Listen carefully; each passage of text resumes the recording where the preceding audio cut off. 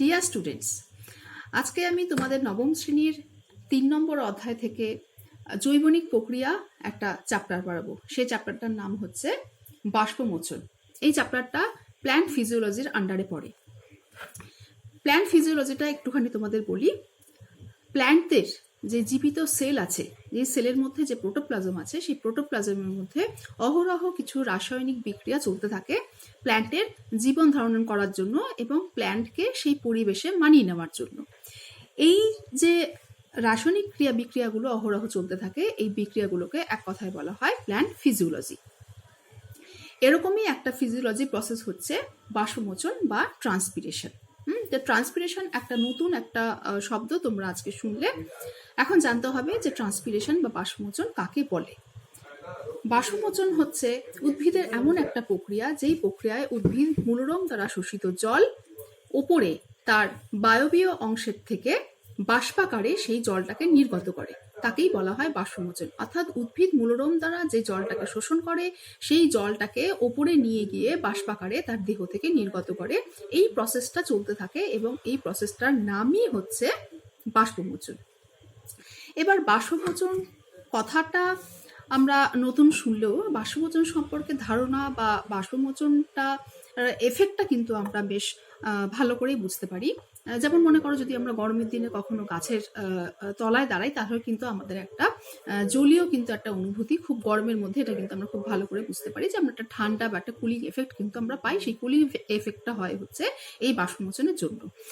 এইবার আসছি, বাষ্পমোচনের ধারণাটা কিন্তু আমাদের প্রতিদিনের জীবনে আমাদের প্রত্যেকেরই আছে। যেমন মনে করো, যদি আমরা কোনো ভেজা জামা কাপড় বাইরে শুকোতে দিই, তখন সেটা দেখা যায় কি যে সেই জলটা কিন্তু জামা কাপড়ে আর থাকছে না, সেই জলটা পরিবেশের সাথে মিশে যাচ্ছে। কিভাবে মিশছে? সেই জলের থেকে জলটা বাষ্পেতে পরিণত হচ্ছে এবং তখন ওই বাষ্পটা তার যে বায়ুমণ্ডলটা আছে সেই বায়ুমণ্ডলের মধ্যে মিশে যাচ্ছে এবং আলটিমেটলি রেজাল্ট হিসেবে আমরা দেখছি কি জামাটা শুকিয়ে যাচ্ছে।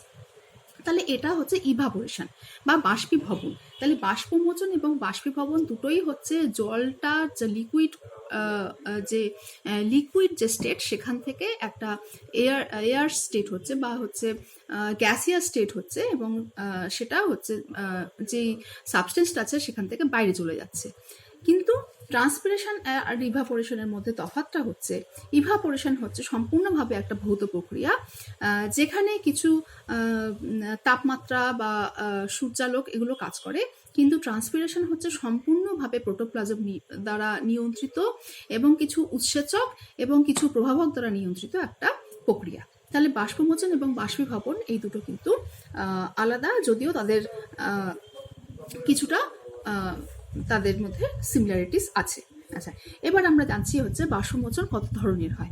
বাষ্পমোচন 3 ধরনের হয়। প্রথমে যে ধরনটা তোমাদের নাম বলবো তার নাম হচ্ছে কিউটিকুলার ট্রান্সপিরেশন। এই কিউটিকুলার ট্রান্সপিরেশনের মধ্যে একটা নতুন ওয়ার্ড পাওয়া যাচ্ছে, সেটা হচ্ছে কিউটিক্যাল। কিউটিক্যাল পাতার ওপরে একটা ওয়্যাক্সি লেয়ার থাকে, সেটা আমরা কিন্তু পাতার ওপরে একটা চকচকে ভাব আমরা দেখতে পাই। তো সেই ওয়্যাক্সি লেয়ারটা থাকেই হচ্ছে ট্রান্সপিরেশনটাকে কম করানোর জন্য। এই লেয়ারে যদি কখনো ফাটল তৈরি হয়, তখন সেখান থেকে যে ট্রান্সপিরেশন হয় তখন তাকে বলবো আমরা কিউটিকুলার ট্রান্সপিরেশন, যেটা হোল ট্রান্সপিরেশনের 10% এই কিউটিক্যালের মাধ্যমে হয়। দেন আসি হচ্ছে লেন্টিকুলার ট্রান্সপিরেশন। লেন্টিকুলার ট্রান্সপিরেশনের মধ্যে লেন্টিসেল একটা নতুন ওয়ার্ড আসছে। সেই লেন্টিসেলটা থাকে হচ্ছে এই সমস্ত বার্কের যে কাষ্ঠল যে অংশ আছে, সেই কাষ্ঠল অংশের যে বাকলের মধ্যে একটা ছোট্ট সূক্ষ্ম ছিদ্র থাকে এবং তাকে বলা হচ্ছে লেন্টিসেল। এবং সেই লেন্টিসেলের মাধ্যমে যখন ট্রান্সপিরেশন হচ্ছে তখন তাকে বলছে লেন্টিকুলার ট্রান্সপিরেশন। এবং এর মাধ্যমে কিন্তু খুব অল্প পরিমাণ ট্রান্সপিরেশন হয় এবং বেশিরভাগ ক্ষেত্রে যারা ডেসিডুয়াস বা পর্ণমোচী উদ্ভিদ হচ্ছে, যখন গাছের পাতা শীতকালে ঝরে পড়ে, সেই সময় হচ্ছে লেন্টিকুলার ট্রান্সপিরেশনটা হয়। থার্ড যেটা বলছে স্টোমাটাল ট্রান্সপিরেশন, যার মাধ্যমে হচ্ছে টোটাল ট্রান্সপিরেশনের 90%টা হয়। এবং স্টোমাটাল ট্রান্সপিরেশন, স্টোমাটা বলে যে একটা স্ট্রাকচার, সেটা কিন্তু জড়িত থাকে। তাহলে তোমরা একটা নতুন ওয়ার্ড জানছো, স্টোমাটা। এখন তোমাদের জানতে হবে যে স্টোমাটা কি, স্টোমাটা কোথায় থাকে এবং স্টোমাটার গঠন কিরকম। প্রথমে বলি হচ্ছে স্টোমাটা কোথায় থাকে। স্টোমাটা সাধারণত সবুজ অংশে, গাছের সবুজ অংশে, মেইনলি হচ্ছে পাতায় থাকছে। পাতা আমরা সবাই জানি যে পাতার গঠন, পাতার দুটো ত্বক থাকছে, একটা উপরের ত্বক একটা নিচের ত্বক, এবং পাতার মধ্যে যে কলাটা থাকছে সেই কলাটা হচ্ছে মেসোফিল কলা। সমাঙ্কপৃষ্ঠ পাতার ক্ষেত্রে অর্থাৎ সমাঙ্কপৃষ্ঠ পাতা অর্থাৎ যেই সমস্ত পাতার ক্ষেত্রে উপরের পার্ট এবং নিচের যে লেয়ার সেই দুটোই সমান থাকছে, যেমন একবীজপত্রী ক্ষেত্রে হয়, ভুট্টা, গম, যব, ঘাস, এই সমস্ত পাতার ক্ষেত্রে কিন্তু স্টোমাটাটা উভয় তলেই থাকে। আর বিষমপৃষ্ঠ পাতার ক্ষেত্রে অর্থাৎ যেই সমস্ত পাতার উপরের লেয়ারটা একরকমের দেখতে হয় এবং নিচের লেয়ারটা একরকমের দেখতে হয়, সেটা আমরা কোথায় দেখতে পাই? যেমন কলা গাছে দেখা যায়, আম গাছে দেখা যায়। এই ধরনের পাতা কিন্তু অহরহ দেখা যায় এবং এটা খুব কমন একটা পাতা। এদের ক্ষেত্রে কিন্তু স্টোমাটাটা শুধুমাত্র নিচের তলে থাকে, এবং যে সমস্ত সাবমার্সড প্ল্যান্ট আছে, জলে নিমজ্জিত যে সমস্ত উদ্ভিদ আছে, যেমন হাইড্রিলা ভ্যালিসনেরিয়া, এদের ক্ষেত্রে কিন্তু সবুজ পাতার মধ্যে স্টোমাটা থাকছে না। এবার আসি হচ্ছে স্টোমাটার শেপে।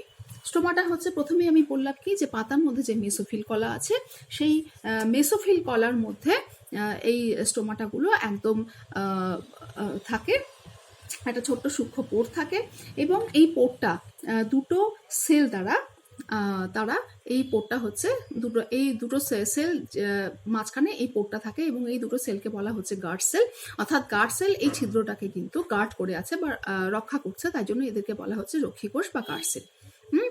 আচ্ছা, তা এবার ভালো করে তাকিয়ে দেখো ছবিটার দিকে। এই যে শিমের বীজের আকৃতির যে গার্ড সেলটা হচ্ছে, তার ভেতরের দিকের যে সেল ওয়ালটা হচ্ছে সেটা ঠিক হয়, এবং বাইরের দিকের যে সেল ওয়াল সেটা কিন্তু থিন হয়। এই ক্ষেত্রেও তাই হয়। ভেতরের দিকটা হয় থিক, বাইরের দিকটা হয় থিন। তো এটা গেল হচ্ছে, এবং এই মাঝখানে একটা ছিদ্র থাকে, সেই ছিদ্রটার ওপেনিং এবং ক্লোজিংটা নিয়ন্ত্রণ করে হচ্ছে এই দুটো গার্ড সেল। তো এটা গেল হচ্ছে শেপ। এবার আসছি হচ্ছে আমি যে এই গার্ড সেলটাকে আমি বললাম যে নিয়ন্ত্রণ করে, কিন্তু প্রসেসটা কি মেকানিজমে তারা নিয়ন্ত্রণ করে, এই মেকানিজমটা জানার জন্য অনেক বিজ্ঞানীদের অনেক রকমের থিওরি আছে। তার মধ্যে হচ্ছে একটা থিওরি হচ্ছে অভিস্রবণীয় ব্যাখ্যা। সেখানে কি বলছে, যেহেতু গার্ড সেল দুটো সবুজ, তার মানে এখানে ক্লোরোপ্লাস্ট থাকছে, ক্লোরোপ্লাস্ট থাকছে মানে এখানে ফটোসিনথেসিস হচ্ছে এবং সেখানে গ্লুকোজ তৈরি হচ্ছে। গ্লুকোজ কি করছে, এর পাশের যে অ্যাডজাসেন্ট সেলগুলো থাকছে, এর আশেপাশের যে সেলগুলো থাকছে, সেই সেলের মধ্যে থেকে সে জল শোষণ করছে, এবং তার ফলে কি হচ্ছে, এই জল এই গার্ড সেলের মধ্যে প্রবেশ করছে। জলটা গার্ড সেলের মধ্যে প্রবেশ করাতে কি হচ্ছে, সেলটা কিন্তু আকারে বড় হচ্ছে, অর্থাৎ সেলের ভেতরে জল প্রবেশ করাতে এই গার্ড সেলটা ফুলে যাচ্ছে। ফুলে যাওয়ার ফলে কি হবে, জলটা কিন্তু এই গার্ড সেলের প্রাচীরে কিন্তু ভেতর দিক থেকে চাপ সৃষ্টি করছে, তার ফলে গার্ড সেলটা স্ফীত হচ্ছে, রসস্ফীত হচ্ছে। রসস্ফীত হওয়াতে কি হবে, যেহেতু ভেতরের দিকটা ঠিক এবং বাইরের দিকটা থিন, সুতরাং যখন সে চাপ খেয়ে যখন সে প্রসারিত হবে, তখন অবভিয়াসলি সেটা বাইরের দিকেই প্রসারিত হবে, এবং বাইরের দিকে যখন প্রসারিত হবে তখন এই মাঝখানের যে অরেঞ্জ কালারের পোর্টটা, এটা ওপেন হবে। এই দেখো, এইখানে কিন্তু সেটা প্রসারিত হওয়া অবস্থায় নেই, ওই জন্য পোর্টটা এখানে ক্লোজ আছে, এখানে এটা ওপেন আছে। এটা গেল হচ্ছে থিওরি। আরেকটা থিওরি হচ্ছে সক্রিয় প্রোটন চলাচল পদ্ধতি, যেখানে বলা হয়ে থাকে যে এখানে পটাশিয়াম আয়ন, পটাশিয়াম আয়ন হচ্ছে এখানে হেল্প করছে স্টোমাটার ওপেনিং আর ক্লোজিং এ। এই পটাশিয়াম আয়নটাও একই রকম ভাবে এই জলটাকে তার ভেতরে নেয় এবং সেখানে রসস্ফীত একটা অবস্থা হয়, এবং একই রকম ভাবে এখানে এটা পোর্টটা ওপেন হয়।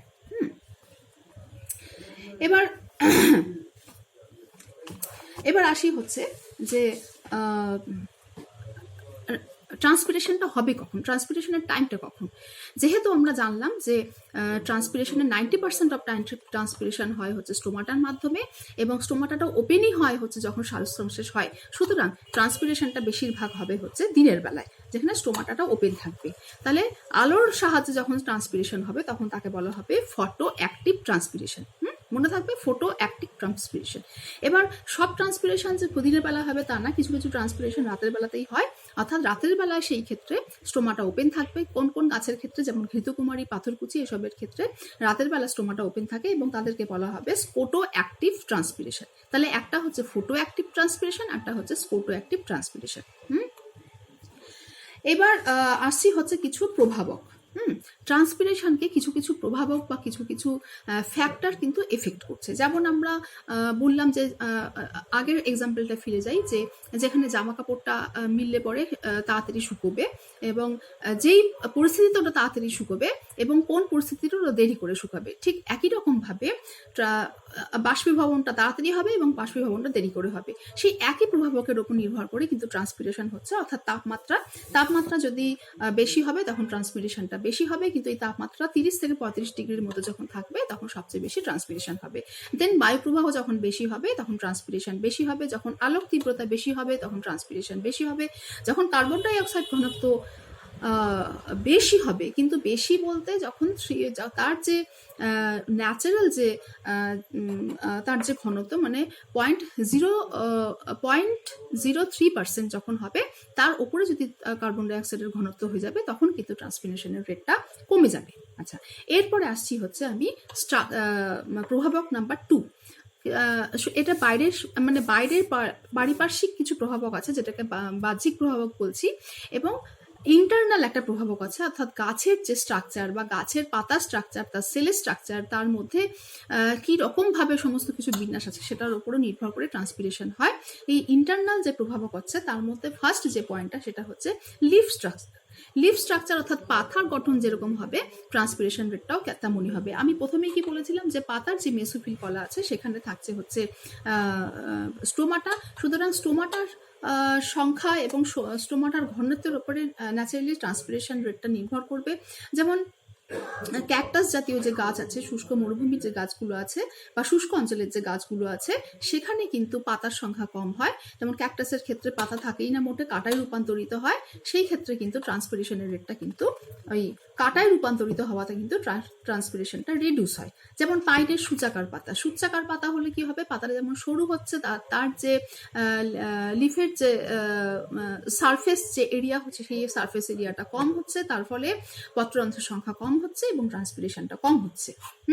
আচ্ছা, এবার হচ্ছে আর একটা পয়েন্ট বলি, যেটা হচ্ছে পাতার উপরে আমরা কিন্তু কোনো কোনো পাতায় হাত দিয়ে দেখতে পাই যে সেটা একটা রোমশ একটা আস্তরণে ঢাকা থাকে এবং সেই রোমটা কিন্তু আমরা ফিল করতে পারি। তাহলে এই যে পাতার উপরে যদি রোমশ একটা আস্তরণ থাকে, সেই রোম বা হেয়ারি স্ট্রাকচারটা কিন্তু এই ট্রান্সপিরেশনটাকে রিডিউস করে। যেমন কুমড়ো গাছের পাতায় কিন্তু এটা দেখা যায়। আচ্ছা, তারপরে আরেকটা স্ট্রাকচার হয় যেটা হচ্ছে সাঙ্কেন স্টোমাটা কিরকম, যেরকম হচ্ছে আমি বললাম যে পাতার মেসোফিল কলায় থাকে হচ্ছে তোমার স্টোমাটাটা যত বাইরের দিকে থাকবে, এপিডার্মিসের দিকে থাকবে, তত তার ট্রান্সপিরেশন রেট বেশি হবে, এবং তখন স্টোমাটাটা যদি ওপরের দিকে থাকবে, অর্থাৎ কলার একটু ভেতর দিকে থাকবে, তখন কিন্তু ট্রান্সপিরেশনের রেটটা কম হবে। একে বলা হচ্ছে সাঙ্কেন স্টোমাটা বা নিবেশিত পত্ররন্ধ্র, এবং এটা নেরিয়াম গাছের ক্ষেত্রে দেখা যায়। আচ্ছা, এরপরে আসছি হচ্ছে কিউটিক্যালের কথা তো তোমাদের আগেই বলেছি। কিউটিক্যালটা থাকেই হচ্ছে একটা মোম জাতীয় একটা স্তরের একটা আবরণ থাকে, যেটা আমরা খুব কমনলি দেখতে পাই হচ্ছে বট গাছের ক্ষেত্রে। তো এই যে এপিডার্মিসের ওপর যে একটা মোম জাতীয় আবরণ থাকে, যার কাজই হয় হচ্ছে আলোটাকে প্রতিফলিত করা বা তার তাপমাত্রাটাকে কমিয়ে দেওয়া। তো এটা কিউটিক্যালটা থাকেই হচ্ছে ট্রান্সপিরেশনের রেটটাকে কম করানোর জন্য। সুতরাং যেই সমস্ত পাতার ক্ষেত্রে এপিডার্মিসের ওপর কিউটিক্যালের লেয়ারটা ঠিক হবে, অর্থাৎ স্তরটা পুরু হবে, সেখানে ট্রান্সপিরেশন কম হবে, এবং যেই ক্ষেত্রে এটা পাতলা হবে সেখানে ট্রান্সপিরেশনের রেটটা বেশি হবে। এবার হচ্ছে পত্ররন্ধ্রের গঠন এবং সংখ্যার উপর নির্ভর করছে। এটা তো বলছি যে যাদের পাতার ফলকের এরিয়া বেশি সেখানে পত্ররন্ধ্রের সংখ্যা বেশি এবং সেখানে ট্রান্সপিরেশনের রেট বেশি। ন্যাচারালি যেটা যখন পাতার পত্রফলকের যখন এরিয়াটা কম হবে তখন ট্রান্সপিরেশন রেটটা কম হবে। আচ্ছা, এবার আসছি হচ্ছে ইন্টারনাল স্ট্রাকচারের মধ্যে ইন্টারনাল যে প্রভাবক আছে তার মধ্যে আরেকটা আসে হচ্ছে হরমোন হচ্ছে অ্যাবসাইসিক অ্যাসিড বলে একটা হরমোন আছে, যেই হরমোনটা কিন্তু অ্যান্টি ট্রান্সপিরেন্ট হিসেবে কাজ করছে, অর্থাৎ ট্রান্সপিরেশনটাকে সে রিডিউস করায়। হলো? আচ্ছা, এরপরে আসি হচ্ছে ট্রান্সপিরেশনটা গাছের ক্ষেত্রে কেন দরকার, অর্থাৎ এই যে আমি বললাম যে এটা ফিজিওলজিক্যাল প্রসেস হচ্ছে, সেই প্রসেসটা গাছ কেন পালন করবে, কিসের জন্য পালন করবে। হ্যাঁ, তার জন্য আমাকে একটা ছবি দেখতে হবে। দেখো এই যে ছবিতে আমি প্রথমেই কি বলেছিলাম যে গাছ তার মূলরণ দ্বারা শোষিত জল বায়বীয় যে তার পার্ট আছে সেখান থেকে সে নির্গত করছে, তাই হচ্ছে ট্রান্সপিরেশন। এবার এই মূলরণ দ্বারা জল শোষণ করছে, এটা জাইলেম কলার মধ্যে দিয়ে ঊর্ধ্বমুখে পরিবহন হচ্ছে এবং এখানে মেসোফিল কলায় আসছে এবং মেসোফিল কলায় এখানে উপস্থিত যে স্টোমাটা আছে, এই স্টোমাটাটা যখন দিনের বেলায় খুলছে তখন এখান থেকে জলটা ভেপার হয়ে বার হয়ে যাচ্ছে। তাহলে এইখানে জলটা প্রথমে এসে পৌঁছয় এবং এখানে ভেপার তৈরি হয় এবং এই ভেপারটা তখন এই স্টোমাটার মধ্যে দিয়ে বার হয়ে যায়। তাহলে দেখো জলটা শোষণ হচ্ছে এবং এখান থেকে ভেপার তৈরি হচ্ছে, ভেপার তৈরি হয়ে বার হয়ে যাচ্ছে। তাহলে জলটা এখান থেকে বার হচ্ছে, ভেপার তৈরি হয়ে জলটা বার হচ্ছে বলেই কিন্তু এখান থেকে জলটা আবার প্রবেশ করছে। তাহলে এই যে জলের ঊর্ধ্বমুখী পরিবহন বা রসের উৎস্রোত, যার জন্য একটা সাকশন, একটা ফোর্সের দরকার হয়, এই ফোর্সটা তৈরি করছে হচ্ছে ট্রান্সপিরেশন। এটা ট্রান্সপিরেশনের হচ্ছে একটা সবচেয়ে বড় সিগনিফিকেন্স বা সবচেয়ে বড় ইম্পর্টেন্স। দেন হচ্ছে এখান থেকে জল যেহেতু বেরোচ্ছে সেহেতু এখান থেকে জলটা প্রবেশ করছে। এবার জল তো শুধু নিজে প্রবেশ করছে না, জলের মধ্যে দ্রবীভূত সমস্ত মিনারেলস যেগুলো গাছের পক্ষে ভীষণই দরকার তাদের সেলস তৈরির জন্য, তাদের সমস্ত অর্গানেলসগুলো তৈরির জন্য, তো সেই মিনারেলসগুলো কিন্তু জলের মধ্যে দ্রবীভূত অবস্থায় এখানে গাছের মধ্যে প্রবেশ করছে। তার ফলে পরিবহনটাও কিন্তু ট্রান্সপিরেশনের উপরে ডিপেন্ড করছে। দেন এখান থেকে জল শুধু প্রবেশ করেই যাচ্ছে, অর্থাৎ মূলরণ দ্বারা জল শুধু প্রবেশ করে যাচ্ছে, অথচ এখান থেকে জলটা যদি না বেরোয় তাহলে কিন্তু গাছের মধ্যে জলের যে ব্যালেন্স সেটা কিন্তু ব্যালেন্সটা থাকবে না। সুতরাং জলের যে ব্যালেন্স সেটা রাখতেও কিন্তু ট্রান্সপিরেশনের দরকার। দেন আমি গার্ডসেলের ক্ষেত্রে কি বলেছিলাম যে সেলের মধ্যে যখন জল প্রবেশ করে তখন জল সেলটা রসস্ফীত হয়। অর্থাৎ আমরা কিন্তু এটা প্রায় দেখি যে যখন যদি কোনো কারণে টবের গাছে জল না দেওয়া হয় তাহলে গাছের পাতাগুলো কিন্তু নুয়ে পড়ে। তাহলে তার মানে কি সেলগুলোর মধ্যে যখন জল আসবে তখন সেই জলটা সেলের গায়ে চাপ দেবে এবং তার ফলে সেলটা বা স্ট্রাকচারটা কিন্তু পুরো একদম ইরেক্ট বা টান টান থাকবে। অর্থাৎ রসস্ফীতি চাপটা নিয়ন্ত্রণ করার জন্য ট্রান্সপিরেশনের দরকার, অভিস্রবণ চাপ নিয়ন্ত্রণ করার জন্য কিন্তু ট্রান্সপিরেশনের দরকার। এবং এই যে মূলরণ যে জলটাকে শোষণ করছে তার জন্য যে অভিস্রবণ পদ্ধতির দরকার, অর্থাৎ পাশের সেলের থেকে জল চলে যাবে তবেই নতুন আবার জল এসে ঢুকবে, এই প্রসেসটাকে কন্টিনিউ করার জন্য কিন্তু ওপরের থেকে জলটা বেরোতে হবে, অ্যাটলে ট্রান্সপিরেশনের দরকার হবে। এবং আর একটা যেটা হচ্ছে দেখো যে আমরা যেমন হাত মুখ ধুলে পরে আমাদের একটু শীতলতা অনুভব হয়, সেরকম গাছটা যখন সারাদিন ধরে একটা জায়গায় দাঁড়িয়ে আছে গরমের মধ্যে, রোদের মধ্যে, এবং তাদেরও কিছুটা শীতলতার দরকার হয়, নাহলে মানে অত্যধিক তাপমাত্রা এবং অত্যধিক সূর্যালোকের ফলে তাদের বার্নিং প্রসেস শুরু হতে পারে। তো সেটা যাতে না হয় সেটা রিডিউস করার জন্য কিন্তু এখানে তাপমাত্রা নিয়ন্ত্রণের প্রয়োজন হয়। এবং সেই তাপমাত্রা কি করে নিয়ন্ত্রণ হয়, যখন এখান থেকে জলটা এসে এখান থেকে ইভাপোরেশন হচ্ছে মেসোফিল কলার মধ্যে, ইভাপোরেশন হওয়ার জন্য কিছু লিন তাপ দরকার হয়, যে লিন তাপটা সে গাছের পাতার থেকে নিচ্ছে, অর্থাৎ গাছের পাতাটা বা গাছটাকে কিন্তু সে শীতল করছে। সুতরাং এই যে কুলিং এফেক্ট হচ্ছে, যেটা আমরা ফ্যানের হাওয়া ছেড়ে বা এসিতে গিয়ে যেটা আমরা করছি, কিন্তু গাছ কিন্তু সেটা ট্রান্সপিরেশনের মাধ্যমে করছে। ওকে, তো এগুলো গেল হচ্ছে সিগনিফিকেন্স বা ইম্পর্টেন্স অফ ট্রান্সপিরেশন। এবার হচ্ছে যে ট্রান্সপিরেশনটা শুধু উপকার করছে ভালো কথা, কিন্তু শুধু যে উপকার করছে তাও না, কিছু কিছু তার মধ্যে কিছু নেগেটিভিটি আছে। যেমন হচ্ছে যদি এখান থেকে শোষণ করা জলটা যদি কম হয় এবং এখান থেকে বেরিয়ে যাওয়া জলটা যদি বেশি হয়, ন্যাচারালি গাছের মধ্যে তখন জলের পরিমাণ কম হবে এবং তখন তার পাতা বা কাণ্ডটা নুয়ে পড়তে পারে, এটাকে বলা হয় উইল্টিং। এবং এটা বেশিরভাগ হচ্ছে যে সমস্ত হচ্ছে নরম কাণ্ডযুক্ত যে উদ্ভিদগুলো হয় তাদের মধ্যে কিন্তু আমরা বেশ দেখতে পাই, এবং টবের গাছের মধ্যেও কিন্তু আমরা বেশ দেখতে পাই। তো এই উইল্টিং বা অবনমন কিন্তু ট্রান্সপিরেশনের একটা নেগেটিভ এফেক্ট। আর কি হয়, জল শোষণ হচ্ছে অথচ এখান থেকে জলটা বেরিয়ে যাচ্ছে, কিন্তু অতখানি পর্যাপ্ত জল যখন শোষণ হবে না অথচ জলটা বেরিয়ে যাবে, তাতে কি হবে, সে খাবারটাও পর্যাপ্ত পরিমাণে পাবে না, বা এই সমস্ত কারণে কিছু অ্যাসিড এটার মধ্যে অ্যাকুমুলেট করে, গাছের গায়ে কিছু অ্যাসিড অ্যাকুমুলেট করে, তার জন্য কিন্তু তাদের গ্রোথটাও কিন্তু কমে যায়। আচ্ছা, 3 নম্বর যেটা নেগেটিভ পয়েন্ট সেটা হচ্ছে যে এই যে গাছ যখন মূলরণ দ্বারা জল শোষণ করছে তার জন্য গাছের অনেক শক্তির প্রয়োজন হচ্ছে, অথচ এই কষ্ট করে শোষণ করা জলটা সে বাইরে দিয়ে বার করে দিচ্ছে। তাহলে এই যে এনার্জির একটা লস কিন্তু তার হচ্ছে। হ্যাঁ, তা এই শক্তির অপচয় কিন্তু হচ্ছে, এটা হচ্ছে ট্রান্সপিরেশনের একটা নেগেটিভ দিক। এবং বিজ্ঞানী কর্টিস বলেছেন যে ট্রান্সপিরেশন হচ্ছে একটা প্রয়োজনীয় অথচ ক্ষতিকারক প্রক্রিয়া। তো আজকে আশা করি তোমরা বাষ্পমোচন চ্যাপ্টারটা বুঝতে পারলে, এবং যদি তোমাদের কখনো কিছু অসুবিধা হয় তখন আমাকে তোমরা লিখে জানাতে পারো। ধন্যবাদ।